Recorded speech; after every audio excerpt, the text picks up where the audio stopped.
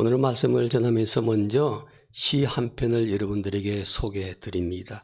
윌리엄 워즈워스의 유명한 무지개라는 시입니다. 아마 들으신 분은 많이 계시리라고 생각이 됩니다. 하늘의 무지개를 바라보면 내 가슴은 뛰노라. 내 어릴 때도 그러했고 지금도 그러하고 늙어서도 그러하리라. 그렇지 않다면 차라리 죽는 게 나으리. 아이는 어른의 아버지, 내 하루하루가 자연의 숭고함 속에 있으리라. 이런 시입니다. 이 무지개라는 시의 핵심 주제는 이것입니다. 아름다운 인생 예찬입니다. 우리의 인생이 너무 아름답기 때문에 그 인생을 예찬하고 삶을 살자는 시라는 거죠.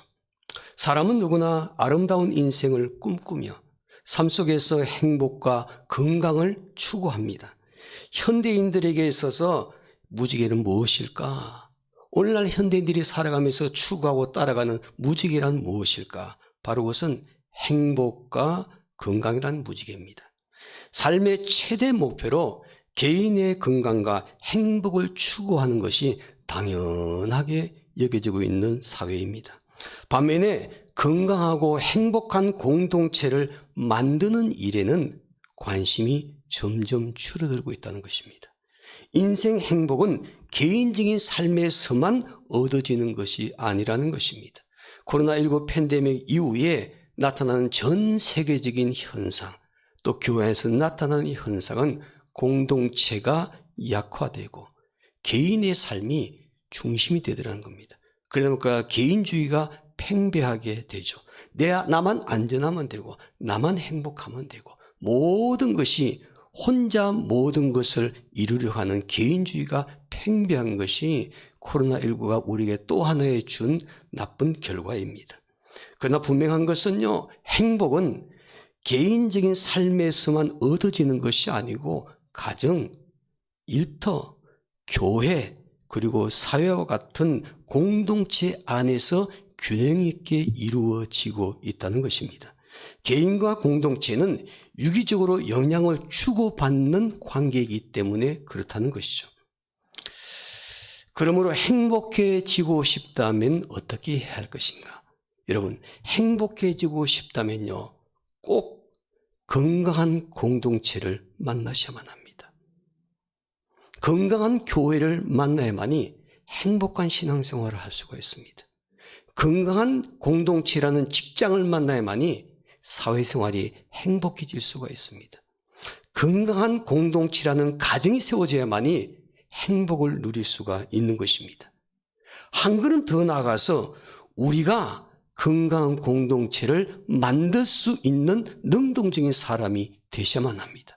내가 건강한 공동체를 찾아다니는 것도 중요하지만은 건강하지 못한 공동체 안에서 내가 그 공동체를 건강하게 만드는 것입니다.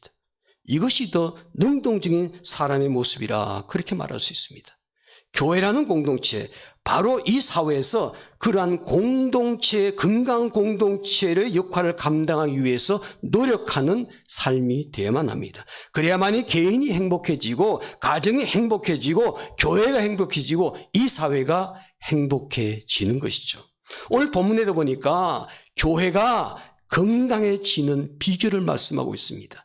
이것은 단순하게 교회가 건강해지는 공동체 되는 비결일 뿐만 아니라 우리의 가정이 건강한 공동체, 우리가 일하는 일터가 건강한 공동체, 내가 속해 있는 활동하는 모든 공동체가 건강해지기를 원한다면은 오늘 본문에 등장하는 이 말씀대로 삶을 살게 되면은요, 우리 자신이 건강한 공동체를 만들어서 행복한 삶을 누릴 수가 있다는 것입니다. 오늘 본문 말씀의 핵심은 건강한 교회에 힘이 넘치는 역동적인 교회를 만들라는 교훈입니다. 그러므로 오늘 우리에게 교훈으로 주신 하나님의 말씀을 통해서 교회도 더욱더 건강해지고 우리의 가정도 더욱더 건강해지고 내가 속해 있는 사회 삶의 공동체도 건강해지고 그래서 우리가 속해 있는 모든 공동체 안에서 행복을 아름답게 누릴 수 있는 그런 성도들이 되시기를 주님의 이름으로 축원합니다. 우리가 속해 있는 공동체를 건강하기 위해서는 먼저 우리가 해야 할 것이 하나 있습니다. 우선적으로 우리가 해야 할 분명한 일이 하나가 있는데 성경에 보니까 좋은 모델이 있습니다. 신약 성경에 등장하는 고린도 교회라는 교회의 모습입니다. 고린도 교회는요, 바울이 복음을 전해서 세운 교회였죠. 그런데 오해로 인해서 서로 성도 간에 갈등이 생겼습니다. 지도자와 교인과 갈등이 생겼고 성도와 성도 간에 갈등이 생겼고 그러다 보니까 교회가 행복해지를 못했습니다. 그리고 하나님의 일을 하는데 걸림돌이 되고 말았습니다. 바울은 이 갈등의 문제를 해결하려고 시도합니다. 그래서 먼저 고린도 교인들에게 이렇게 권면을 합니다. 고린도전서 6장 11절 이하의 말씀 보니까 이런 중요한 말씀이 나옵니다. 우리의 마음이 넓혀졌으니 보답하는 양으로 너희도 마음을 넓히라. 이 말은 내 마음을 넓혔으니까 당신들의 마음도 넓히라는 것입니다. 바울은 하나님의 영에 감동되어서 교회라는 공동체 안에서 성도 간의 갈등의 문제를 해결하고 건강한 교회, 건강한 공동체를 만들기 위해서는 먼저 좁아진 마음을 넓히라는 것입니다. 우리의 가정 안에서도 마찬가지입니다. 가족 간의 갈등이 있을 때 건강한 가정이 될 수가 없죠. 가족 간의 갈등의 문제를 해결하면 무엇보다도 가족 구성원 한 사람 한 사람이 마음을 넓히셔야만 합니다. 내가 먼저 마음을 넓히고 또 다른 사람도 보답하는 양으로 마음을 서로 넓히게 되면은 건강한 가정을 세울 수가 있고 행복한 가정을 만들 수가 있습니다. 우리가 속해 있는 공동체에서 갈등의 문제를 해결하고 건강한 교회를 세우기 위해서는 서로 마음을 넓히셔야만 합니다. 내가 마음을 넓힐 때 상대방을 포용할 수 있는 것이죠. 내 마음이 좁아져 있으면은 내가 누구도 끌어안을 수가 없습니다. 마음이 너무 좁다. 그렇게 표현할 때 저 강화도 가면 이런 거 있죠. 밴댕이 속 같다고 말이죠. 밴댕이 속 같다고. 저는 그 밴댕이 속을 보지는 못했습니다. 근데 얘기는 많이 들었어요. 제가 못 봤다는 얘기는 밴댕이 속이 그만큼 좁기 때문이 아닌가 그런 생각이 들기도 하고 말이죠. 사람의 마음이 좁으면요, 밴댕이 속 같다. 이렇게 사람들이 얘기합니다. 코로나19 터지기 직전에 제가 이태리를 방문했을 때 한 도시를 방문했습니다. 아시시라는 도시를 방문했어요. 그곳에 간 이유는요, 그 아시스가 성지이기 때문이에요. 한 사람 때문에. 프란시스라는 성자 한 사람 때문에 그 도시 전체가 먹고 삽니다. 그만큼 훌륭한 믿음의 사람이었고 그 도시에 끼친 영향이 너무나 컸고 그리고 이태리에 끼친 영향이 너무나 컸기 때문에 그 한 사람의 성지를 보기 위해서 전 세계에서 수많은 사람들이 모여듭니다. 그곳에는 가장 유명한 프란시스의 유명한 공동체가 있습니다. 이 공동체는요, 그리스도인들의 사랑으로 응집되었기 때문에 소문나 있었습니다. 그래 전 세계 사람들이 그 당시에 이 공동체 안에서 행복을 누리고 수도하기 위해서 많은 사람들이 찾아왔습니다. 그러나 아름다운 그리스도인들의 모임에도요, 인간관계의 위기는 찾아오기 마련이죠. 이 공동체 안에 인간관계의 위기가 찾아왔습니다. 행복을 맛보기 위해서 찾아온 그 사람들에게 인간관계의 위기가 찾아오게 되었는데 그 안에 모인 사람들의 사랑이 점점 식어가면서 냉담해지고 있습니다. 그리고 상대방의 허물을 보고 비판하고 비난을 합니다. 그래서 수도원 사람들이 이래서는 안 되겠구나. 이 공동체가 건강해야 되겠구나. 그 문제를 해결하기 위해서 함께 모여서 토론을 했습니다. 많은 사람들이 얘기를 합니다. 그중에 한 사람이 이렇게 말합니다. 우리가 예배를 게을리했기 때문에 이런 문제가 생겼습니다. 좀 더 예배를 열심히 드립시다. 그런 얘기를 했습니다. 또 어떤 한 사람은 큰 소리를 이렇게 주장합니다. 우리 수도원의 신앙훈련이 점점 약화되었기 때문에 공동체가 이렇게 어렵게 처하게 되었습니다. 좀 더 강력한 신앙훈련을 해야 합니다. 이렇게 말한 분도 있었습니다. 또 다른 한편에서는 우리 수도원의 규칙을 좀 더 강력하게 만들어야만이 이 수도원이 건강해질 수가 있습니다. 이렇게 주장한 사람들이 있었습니다. 이렇게 많은 사람들의 얘기가 오가는 중에 유명한 프란시스는 조용히 침묵을 지키고 그 얘기만 듣고 있었답니다. 이런 모습을 보고 있던 한 사람이요, 선생님께서는 우리가 무엇을 해야 한다라고 생각하시는지요? 왜 말씀을 안 하십니까? 우리에게 이 문제를 해결하기 위해서, 이 공동체의 문제를 해결하기 위해서 어떻게 해야 된다는 말 한마디만 해 주십시오. 그때 프란시스가 단순하게 이런 대답을 해서 너무나 유명해졌습니다. 다 쓸데없는 일이네. 문제는 내 마음이야. 내 마음이 좁아졌기 때문에 인간관계 위기가 찾아온 것이네. 이 공동체가 건강해지려면 내가 먼저 마음을 넓혀야 한다네. 그 말 한마디 했습니다. 여러분, 만약 내가 공동체 안에서요, 누군가를 용서할 줄 모르는 마음을 지니고 있다면은 그것은 그 공동체 안에 있는 또 다른 사람들에게 관계의 장막을 쌓아놓고 있다는 것을 알아야만 합니다. 인간관계의 장벽을 무너뜨리고 교제를 회복하려면 내가 먼저 마음을 넓히셔야만 합니다. 마음이 넓어진 사람이 상대방을 포용할 수가 있는 것이죠. 그래야 공동체 안에서 이루어지는 관계가 회복될 것이고 그 공동체가 건강하게 세워질 수가 있는 것입니다. 가정이라는 공동체 안에서 가족 간의 갈등을 겪고 있는 분이 계시는가요?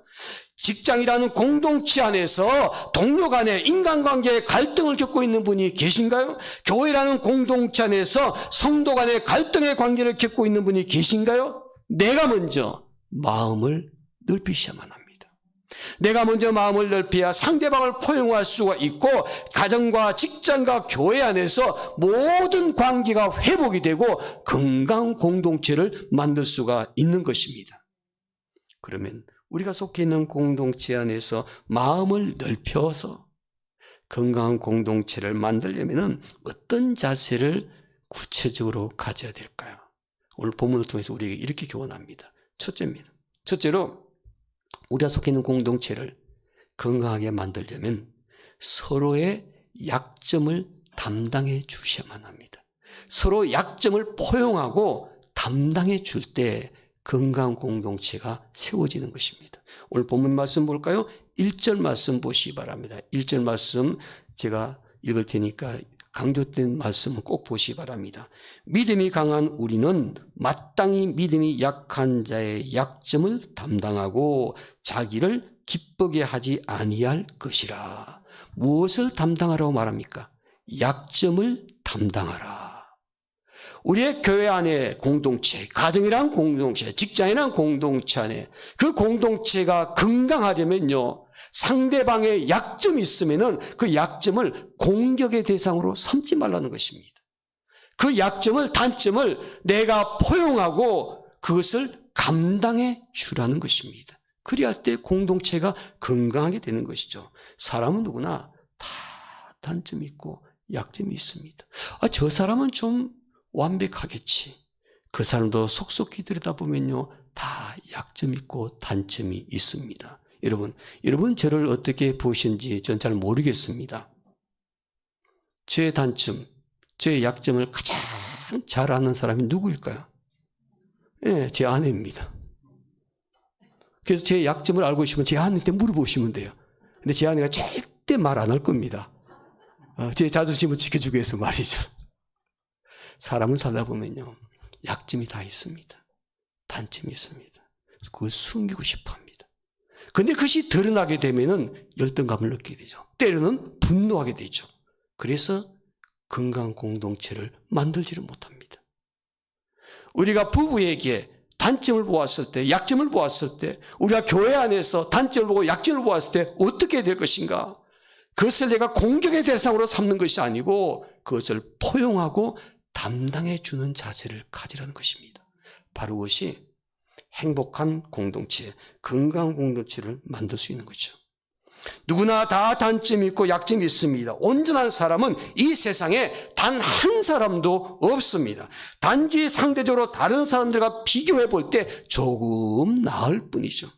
그러나 완전하신 하나님 앞에서 우리 자신을 볼 때는 모두가 불완한 존재요, 부족한 사람이요, 약한 존재입니다. 그래서 공동체 안에서 그 부족한 점을 서로 포용하고 담당해주는 태도를 가질 때 아름다운 인간관계를 맺을 수 있으며 건강한 공동체를 세울 수가 있는 것입니다.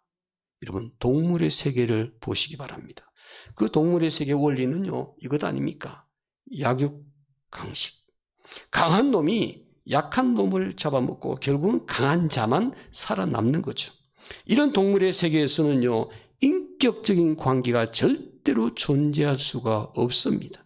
그런데 안타깝게도 인격체인 사람들의 세계에서 마치 동물의 왕국에서 볼만한 그런 동물처럼 사는 사람들이 있더라는 거죠. 마치 동물처럼 약육강식의 원리에 집착해서 그것이 세상에서 성공하는 비결이고 인간이 행복하게 살 수 있는 절대적인 방법이라고 착각하면서 사는 사람들이 많습니다. 그래서 강한 자가 약한 자를 지배하려고 합니다. 강한 자가 약한 자의 약점을 더 이용하고 그 위에 군림을 하고 성공하려고 하는 것을 보게 되죠. 그러나 교회라는 공동체는요, 하나님의 형상을 닮은 인격체들이 모인 곳에서 구제하는 것이기 때문에, 그래서 관계를 맺는 것이기 때문에 절대 동물의 왕국이 아니라는 겁니다. 그래서 교회 안에서는 동물의 세계처럼 약육강식의 원리가 절대로 존재해서는 안 됩니다. 교회라는 공동체는 강한 자가 마땅히 약한 자를 포용하고 담당하는 곳이 되어야 될 줄로 믿습니다. 가정도 마찬가지입니다. 강한 자가 약한 자를 담당해 주는 것입니다. 약점이 많으면 많을수록 그것을 포용하고 내가 채워주고 담당할 때 건강한 교회를 세울 수, 건강한 가정을 세울 수 있는 것이죠. 동물의 세계 약육강식의 원리에서 벗어난 한 무리가 있습니다. 이 가장 건강한 공동체를 형성하고 있는요, 이 곤충이 있다면 당연히 뭐냐면요, 개미입니다. 개미. 여러분, 개미 한번 상상해 보시기 바랍니다. 개미라는 이 공동체, 그들은 공동체 생활을 하게 돼요. 그냥 떼거리로 몰려다닙니다. 이 개미는요, 이 눈이라는 기관이 있긴 있지만 사실 이 눈은요, 사실상 태화됐습니다. 개미가 눈으로 보고 다니는 것이 아닙니다. 눈은 뜨고 있지만은 거의 장님이나 마찬가지입니다. 그러면 어떻게 다니냐? 더듬이와 페로몬이라는 성분을 가지고 길을 찾아다니고 공동체 생활을 한다고 합니다. 바로 그것이 의사소통입니다. 더듬이와 페로몬이라는 겁니다. 그러나 앞이 안 보이면서도 먹이를 구하러 나갈 때는요, 서로 보면 줄을 딱 맞춰가지고 가잖아요. 눈도 안 보이는데 어떻게 그렇게 잘 맞춰가지고 가고, 그리고 모인 곳에 딱 모이고 돌아올 때 먹이를 가지고 그렇게 함께 돌아올 수가 있을까? 이런 중에 개미 한 마리가요, 길을 잃고 떨어뜨리나도 어떻게 알았는지 용케 찾아갑니다. 여러분, 개미랑 공동체 움직일 때 한 마리를 분리시켜서 다른 곳에 놔두십시오. 그 개미 절대 죽지 않습니다. 어떻게 해서라도 다시 공동체로 찾아가게 됩니다. 길을 이동할 때도, 집에서 만날 때도 개미들은 서로 뭐라면요, 정보를 교환한다고 합니다. 길을 잘 찾지 못하고 약한 개미가 있으면 나고자가 없도록 그 공동체 안에서 함께 살 수 있도록 끊임없이 정보를 제공하고 서로 교감을 한다고 합니다. 그리고 이런 모든 것을 효율적으로 지혜롭게 처리하게 되죠. 아주 한 마리의 움직임을 보게 되면 굉장히 낮은 지능의 곤충이지만은 여럿이 함께 모여서 서로 약한 부분을 담당해 주기 때문에 개미가 곤충 가운데 최고의 공동체 생활을 하는 곤충이 된다는 것입니다. 강한 자만 모인 곳이 행복할까요? 여러분, 생각해 보시기 바랍니다. 강한 사람들이 모인 것이 다 행복할까요? 아닙니다. 시끄럽기만 합니다. 강한 자와 약한 자가 공존할 때 행복해질 수가 있는데, 그것은 강한 자가 약한 자의 약점을 감당하고 포용하는 것입니다. 그럴 때 그 공동체가 행복하게 되는 것이죠. 오늘 본문의 말씀에 보니까 그 약점을 담당하라 그랬는데 어떻게 담당하라? 마땅히 담당을 하잖아요. 마땅이라는 이 단어에 주목하시기 바랍니다. 이 마땅이라는 헬라의 원뜻은요, 이런 것입니다. 빚진 사람이 빚을 갚는다는 뜻입니다. 내가 빚을 졌기 때문에 그 빚을 갚는다는 심정이라는 거죠. 누구인가에게 빚진 사람이 그 빚을 갚지 않을 때 마땅이라는 단어를 사용하게 된 것이죠. 어떤 사람이 나에게 돈을 빌려가는데 빚을 갚기는 갚습니다. 그런데 그 태도가 마땅히 갚아야 될 빚이라고 생각하지 않고 빚을 갚으면서도 마치 나에게 은혜를 베푸는 것처럼 돈을 갚는다면은, 어떤 도움을 주는 것처럼 여긴다면은요, 그 돈 받는 사람이 얼마나 기분 나쁘겠습니까? 내가 빌려준 돈 받는 것인데 마치 상대방이 나에게 은혜를 베푸는 것처럼, 도움을 주는 것처럼 그렇게 빚을 갚는다면 참 뻔뻔한 사람일 겁니다. 두 번 다시 그런 사람을 도와주고 싶은 마음이 생기지 않을 거죠. 빚진 사람은 마땅히 갚는 것이 어떤 자선을 베푸는 것이 아니라는 사실입니다. 그래서 공동체 안에서 강한 자가 약한 자의 약점을 담당할 때도 마땅히, 즉 빚을 갚는다는 심정으로 약점을 포용하며 감당해 주라는 것입니다. 우리가 교회 안에서뿐만이 아닙니다. 가정이라는 공동체, 사회라는 공동체 안에서 다른 사람의 약점을 포용하며 담당할 때 내가 무엇인가를 은혜를 베푸는 것처럼, 내가 뭔가 큰 도움을 주는 것처럼 그렇게 하지 말고 내가 마치 빚진 심정으로 그를 포용하고 감당하게 되면은 기쁨을 줄 수 있고 덕을 세울 수가 있더라는 것입니다. 교회 안에서도 강한 자가 약한 자를 빚진 심정으로 담당해야 할 줄로 믿습니다. 믿음이 강한 사람은 믿음이 약한 사람을 빚진 심정으로 도와야만 합니다. 많이 배운 사람은 배우지 못한 사람을 무시하는 것이 아니라 빚진 심정으로 필요한 것을 채워줘야만 합니다. 사회적 지위가 높은 사람은 낮은 사람들에게 대접받으려고 하는 것이 아니라 빚진 심정으로 그들을 섬기는 사람이 되셔야만 합니다. 모든 사람들이 빚진 심정으로 서로 약점을 포용하고 담당하게 될 때 교회라는 공동체, 가정이라는 공동체, 직장이라는 공동체가 건강한 공동체에 대해서 그 안에서 행복한 삶을 누리게 될 줄로 믿습니다.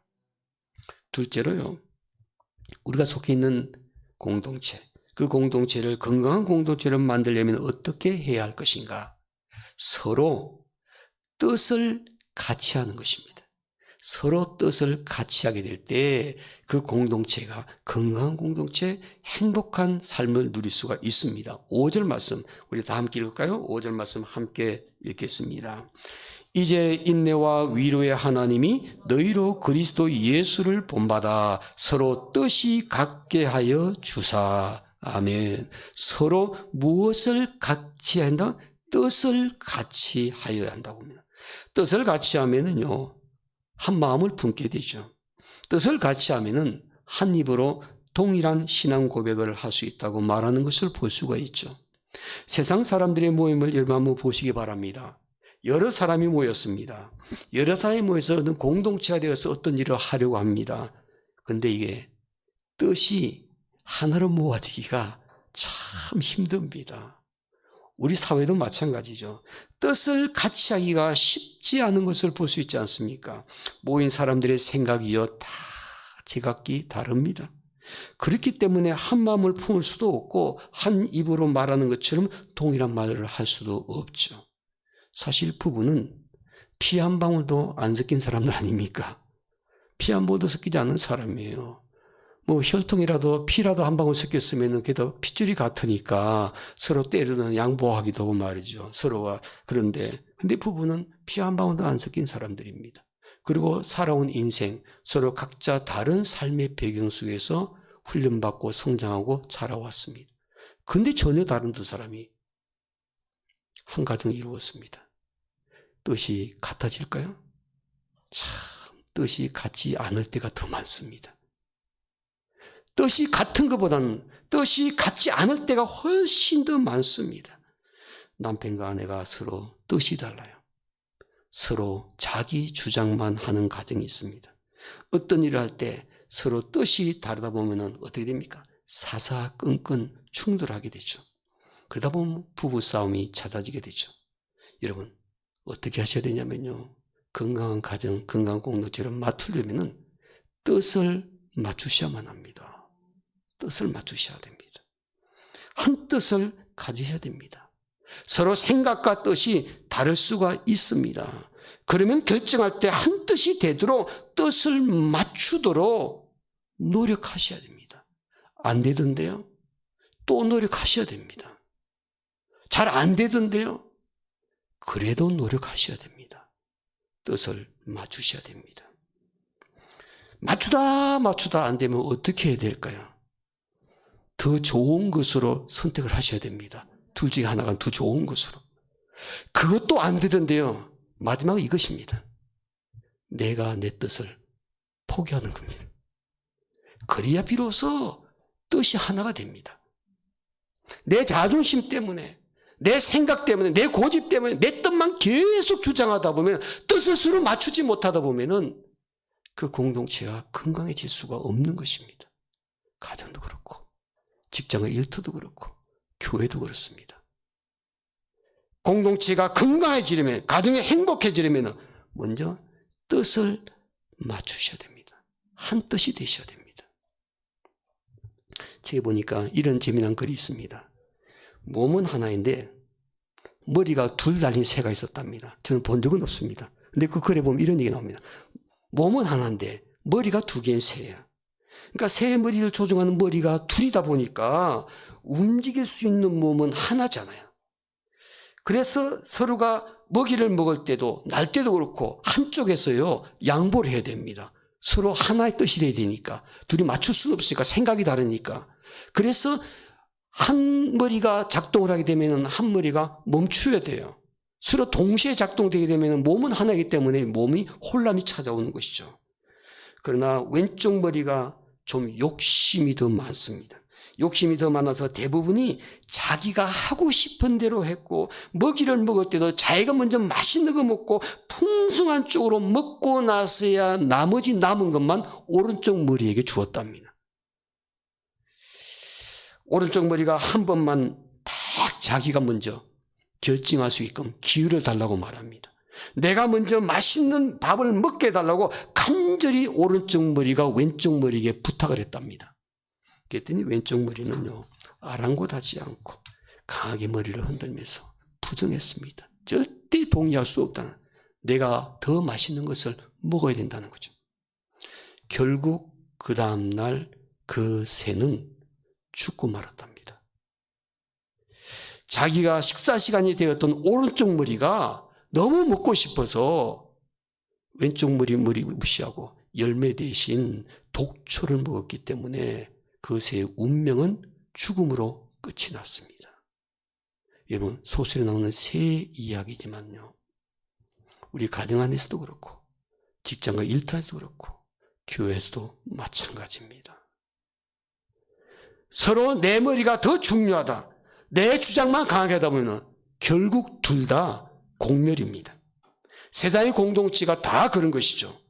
그러나 교회도 보시면, 교회라는 공동체는 서로 다른 사람들이 모였습니다. 그 대표적인 것이 안디옥 교회라는 곳이었습니다. 서로 사회적 지위도 달랐고, 직업도 달랐고, 인종도 달랐고, 생각도 서로 다른 사람들이 모였습니다. 그런데 그 공동체가 아름다운 공동체, 건강한 공동체, 하나님의 일을 많이 하는 공동체, 세계 최초로 선교사를 파송한 교회로 쓰임을 받게 되었습니다.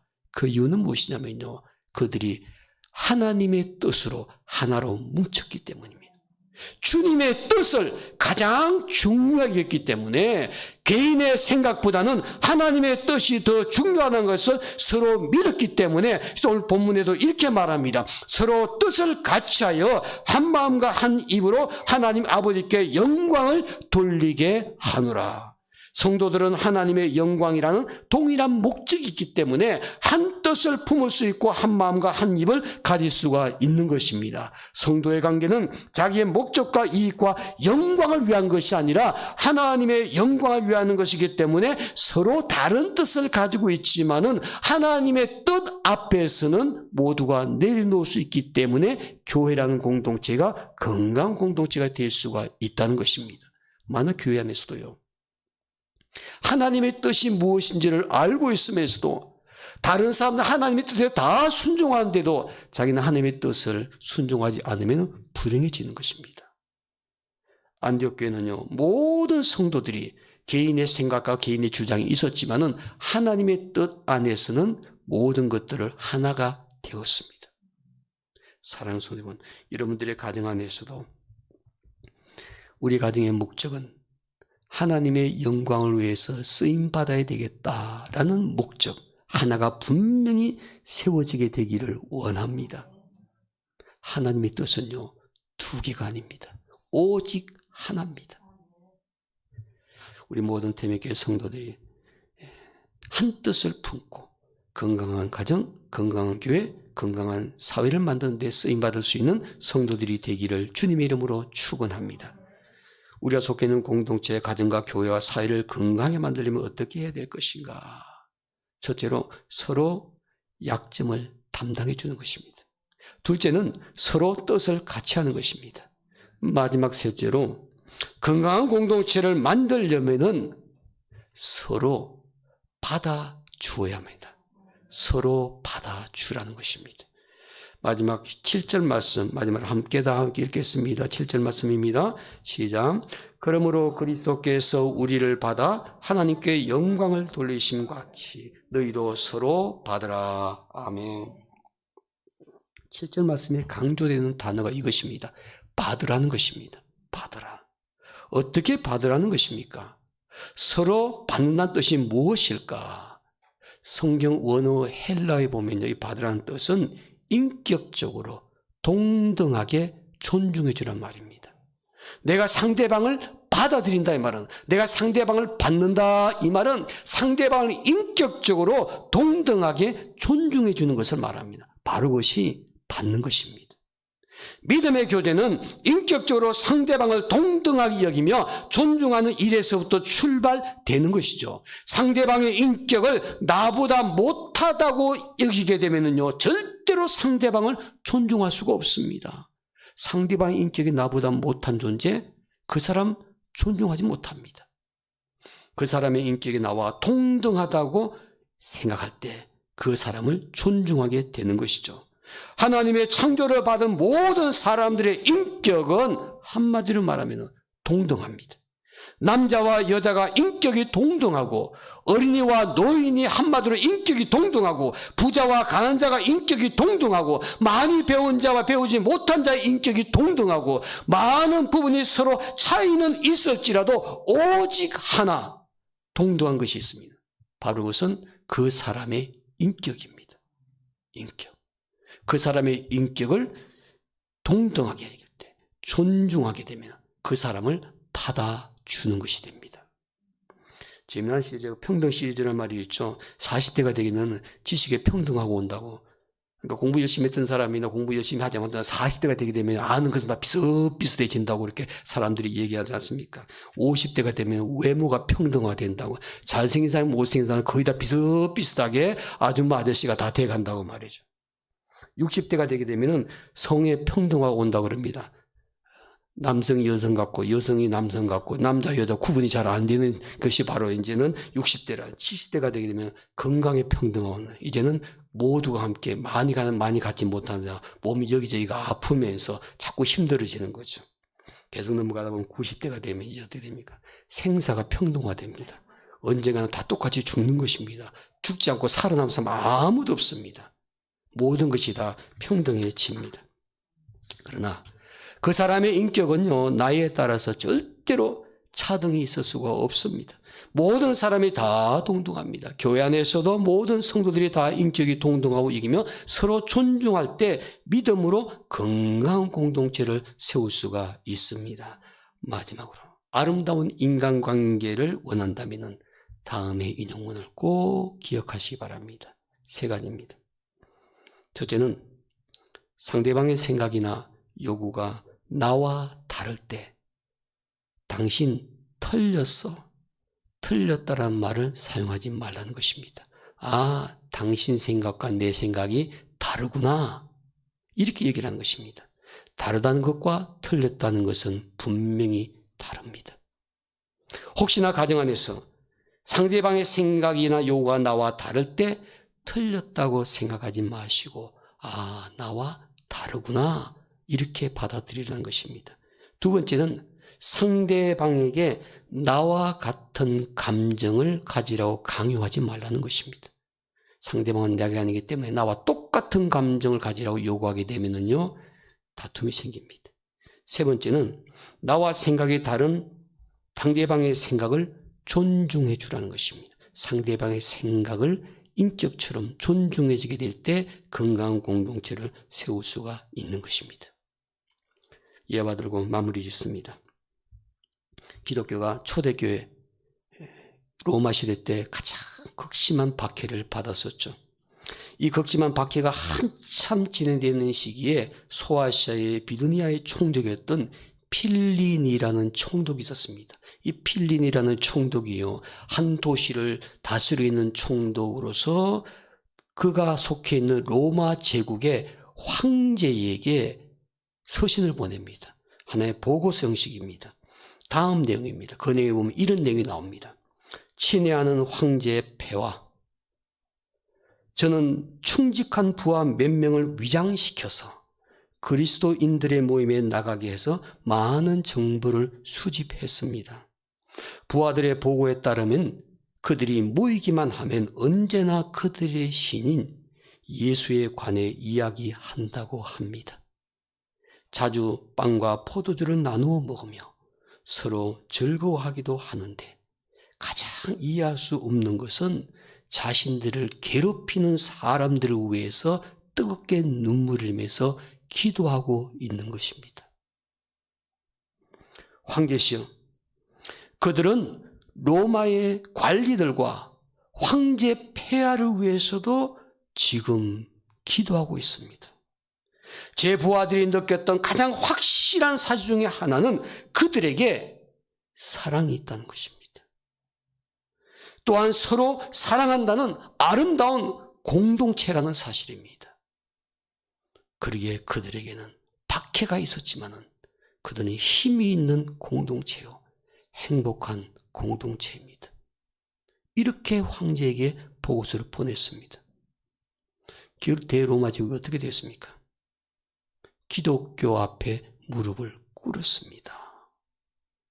우상을 섬기는 신화가 팽배했던 그 대로마 제국이 기독교 국가로 변하고 말았습니다. 누구 때문입니까? 사랑으로 뭉쳐있는 그리스도인의 공동체 때문에 대로마 제국이 기독교화 되었다는 사실입니다. 사랑하는 성도, 우리 대명교회 성도들이 속해 있는 공동체를 건강하게 만드는 성도들이 되기를 원합니다. 물론 우리가 건강한 공동체를 찾아서 만나야 되겠지만은 그뿐만 아니라 건강하지 못한 공동체의 가정과 교회와 일터와 사업장을 건강한 공동체로 만들 수 있는 우리 대명교회 성도들이 되시기를 주의 이름으로 축원합니다. 기도하겠습니다.